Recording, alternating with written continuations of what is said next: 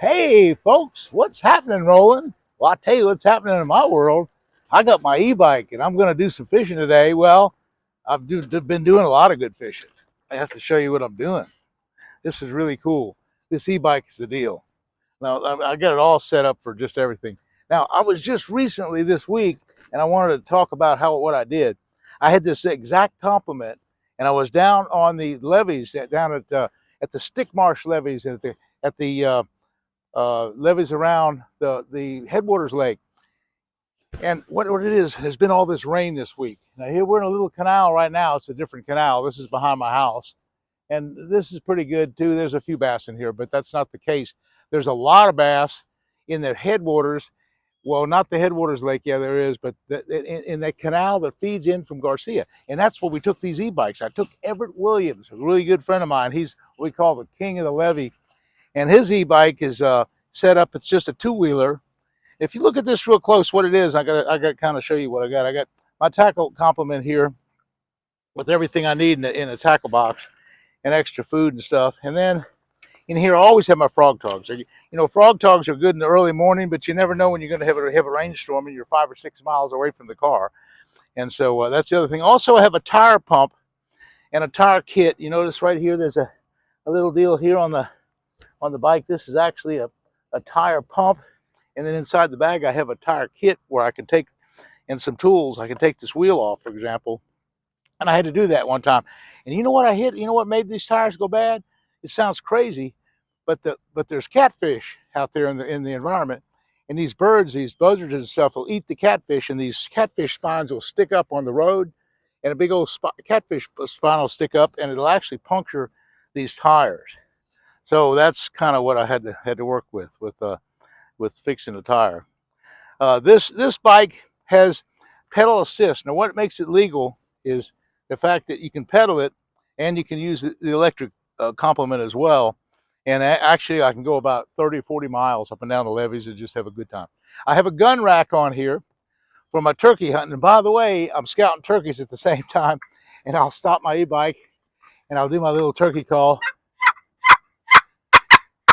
And also, if you notice on this property, well, there's an acacia tree here. Back over there, there's one. It's hard to point them out. I don't know. But there's all around this property, I have wood. It's called acacia wood.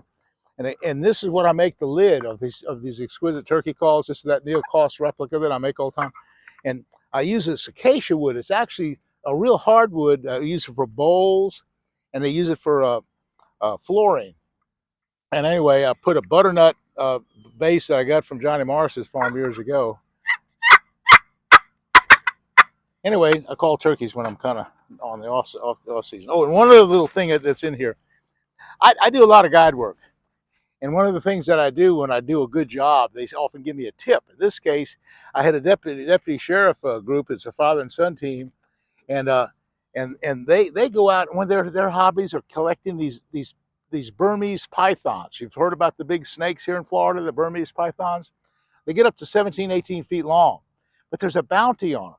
They get like $50 or $75 a piece for them. And they go out and ride the roads at night with four-wheelers and stuff like that. And there's certain places they get on these levees, these same levees that I'm riding these four-wheelers. The snakes get up on top of them at night, particularly, to kind of get warm or whatever. They just like the top of the levee, whatever. And they collect them and they sell them and get the bounty back. They get, some nights they get as many as 10 snakes. They might make $7 or even $1,000 or so a night just catching these snakes for the bounty money. Well, anyway, they also take that skin, that Burmese python skin right there. And so they gave me this knife, and it's really, really some Eric, the deputy sheriff here in Collier County. He gave me this knife. It's a buck knife. Look at that exquisite knife. It's really, really nice. That's one of the nicest gifts I've ever had. And Eric's the deputy sheriff here in Collier County. And he and his dad, they go out and get these pythons all the time. Okay, the other thing that I have that I wanted to show you is when you're fishing way away from the boat and way away from everybody else, you need some good pliers. These are good Bass Pro Shop pliers, and they have side cutters on them for cutting hooks out of your skin or whatever, and the main thing is this kind of lure isn't so bad, but when you get a worm, and the worm's way down his throat, you got to get in there underneath his gill sometimes and revolve the hook and and rotate it around and get it off of there. Okay. Now, the water's flowing right now. And so when Everett and I got there the other day, it was something, because here's what happens when the water flows like it did. And that is, the first couple of days that the water moves, there's no movement here. This is a different place. There's not many fish. The activity is kind of slow. Plus the bar, they lowered Farm 13 to the point that there was only a couple inches of water over the bar, and the fish out of the lake couldn't get in there. As they started pumping water last week, the water rose about 6 inches, and now at night at least, or sometime or other, they could get over that shallow bar. And so they did. They come in, and every day they got in there better and better and better. So by the time I got in there with Everett, which was 4 or 5 days ago, there were thousands and thousands of bass in there, and we caught 50 or so bass. Okay, let me show you what we caught them on. Okay, the number one lure that's so much fun for me, and I just tout this lure all the time. This is a Spro 60 popper. And that folks, it doesn't look like much, but it casts like a bullet. I got it on 20-pound test monofilament, and for the simple reason that fluorocarbon sinks. And braid, you don't need braid. It's just, I don't know. I think the monofilament is just perfect. Okay. What I could do with this lure is, now there's some lily pads right out here, and I could just make a little short cast, and I let the plug just kind of float. Now, I don't know that there's any bass. Probably not. I'm not probably going to catch any fish here. I'll just show you how to do it. And see how the ripples have died all the way up to about 15 feet? Now I twitch it just a little bit. That first couple little twitches are the most important. That's really a big deal. And so again, I'm just working it along and just easing it along like that. And now if you're out in real open water, you can cover some water and you can go a little faster. But what I like to do when it first hits the water, though, is when it first hits the water, any fish that are 10 or 15 feet away are maybe attracted to it, and they come swimming over to it. So I'll make a nice long cast out there all the way to the other side of the canal. And now I'm in some lily pads way over there now. Now those fish for 10 or 15 feet on both sides of that riffle, they may be going towards that lure right now. And so that little bitty twitch at first, I'm just going to twitch it just a tad. Little teeny bit there, just a tad. Nothing happened. By the way, they're doing some construction across the canal. They're building a bunch of stuff, and there's a bunch of machinery going off, so that's something I can't control. But anyway, I'm just working that plug slow and easy like that.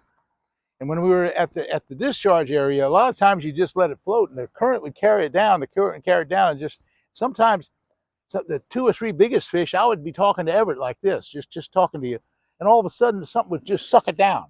They go 3 or 4 or 5 or 6 or 7 pound bass. We caught a couple over 6, and they just sucked the plug down. It looked like a little bluegill hit it. It'd really be a big old bass. And so that's so often what happens. Now when you're in completely open water like this, yeah, sometimes I'll work it a little faster. But most of the time, the big fish, and I'll just take this to heart, the biggest fish hit a topwater plug like this in the summertime here in South Florida on a slow retrieve. That's where you catch the really biggest ones. They'll just come up and look at it and just suck it down. And so that's the number one. That's the number one way of catching them. And whenever I fished the other day, and plus I went back 2 or 3 other times with different guide parties and different people, and we caught them the same way. We took the boat across from the headwaters lake, and we walked across the levee. So that was a big deal. Okay, another action lure that's always good. You can't beat a chatterbait. There's something about a chatterbait that I'm just telling you. And there's 2 or 3 different types of chatterbaits. There's the regular jackhammer series, which is the $16, $17 one like this one. And then there's the $6 or $7 chatterbait that's just the standard one. And it's probably almost as good. But I think this jackhammer series is 2% better. Well, 2% makes a difference. So I'm just going to buy the better one, and that's that. Now I'm going to throw it on 30-pound line, and really this is an easy lure to fish. You just throw it out and just reel it in. And for guide parties at headwaters and places like that, I just throw it out and reel it in. Maybe stop it every once in a while, start reeling it. maybe stop it again, start reeling it. Some people even pump it like this, and let it sink down, pump it like that. They hit it that way. And then sometimes when you're in a bunch of weeds, like right down this canal here, there's a bunch of lily pads right down here. I'm gonna just make a cast right down this lily pad, do the lily pads right there. Right there. But then I'm going to hold it up on top, kind of hold the thing, go kind of fast with it, go right through the pads, kind of almost making a wake like a spinnerbait. And again, there's very few fish in this canal, and I'm not expecting to catch a fish, but I'm showing you the technique. Okay. Well, okay, chatterbait's a really big deal. And again, I like chatterbaits for the fact that Brett Height and those guys use monofilament and fluorocarbon, but I like 50-pound or 30 to 50-pound braid because of the hydrilla. And when this thing gets caught in the hydrilla, you can snap it loose with the braid, and it blows the weeds right off of there, and you're home free. Okay. Now, you want to catch a big bass, and you just want to consistently catch a big bass, and you don't need to catch a lot of bass, this is probably the best bet. The Carolina rig. I'm just using a swimming worm right now, and I just want to show you what this is. I got a new rig for doing a Carolina rig.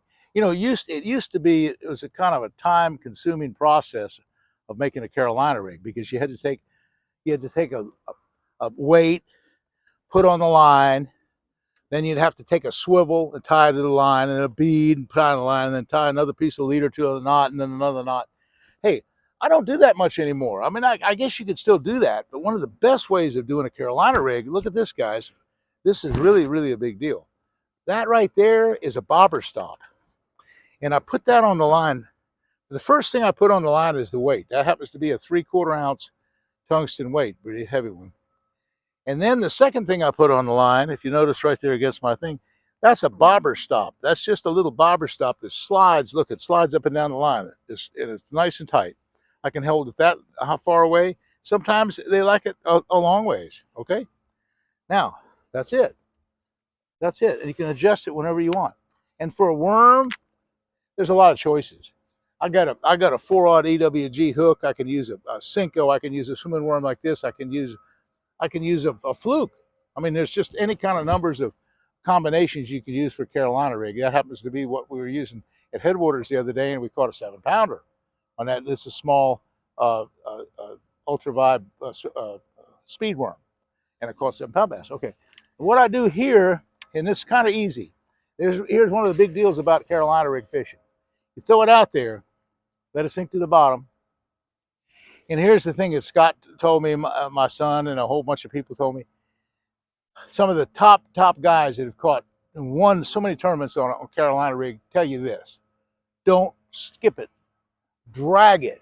Just drag that weight on the bottom. Just drag it. Just pull it. Just drag it. Just drag it across the rocks and gravel. Just drag this thing to make it stop. Just drag it. Just slow and easy. Just drag it. I keep my rod high. Remember, this is a plastic worm. So I got the rod high and I'm feeling for the strike. The best way to feel for it is when that line is coming off the rod tip at almost 90 degrees, you have the most feel. Zero way, I can't set the hook now. I'd be completely unable to set the hook. Okay, say I throw it out there though, and make a nice long cast. I'm just gonna make a nice long cast right out there. Okay, now, here's the key. I got it high. I'm feeling for the strike.